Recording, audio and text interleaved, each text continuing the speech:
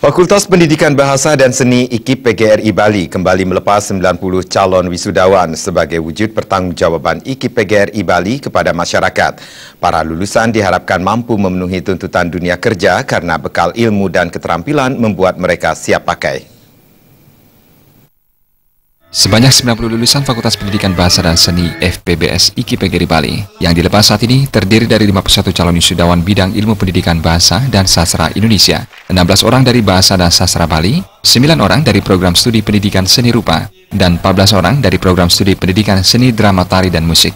Dekan FPBS IKIP PGRI Bali, Ketut Yarsama mengatakan, 90 calon wisudawan yang dilepas kali ini juga telah dibekali dengan berbagai bidang keilmuan, baik teori maupun praktek, serta ilmu pendamping yang menjadi kelebihan lulusan.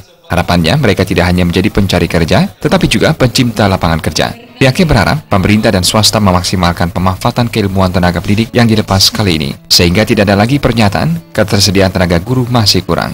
Seorang pendidik memiliki tugas dan tanggung jawab yang semakin berat, terutama menghadapi masyarakat global. Oleh karena itu, seorang pendidik harus selalu menambah ilmu pengetahuan dan keterampilan, serta mengasah sikap sehingga mampu eksis dan bersaing di masyarakat.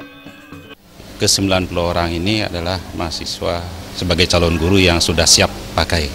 Karena apa? Karena di bangku kuliah mereka sudah digembleng, sudah betul-betul sudah diproses melalui regulasi yang ada di IKIP PGRI Bali, baik yang dikeluarkan dari lembaga IKIP, kemudian kami terjemahkan ke dalam regulasi di Fakultas Pendidikan Bahasa dan Seni.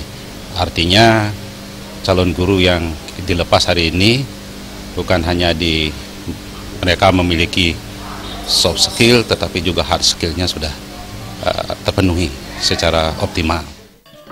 Sementara Rektor IKIP PGRI Bali, Imade Suwarta mengatakan, calon wisudawan yang dilepas nantinya diharapkan mampu mengisi kekosongan guru sesuai dengan bidang ilmunya. Selain itu, lulusan ini mampu mengaplikasikan ilmunya di lapangan dan tetap menjaga nama baik alma mater. Yang IKIP PGRI Bali boleh dikatakan hasilkan, saya selalu optimis terhadap kreativitas alumni kami. Kenapa demikian?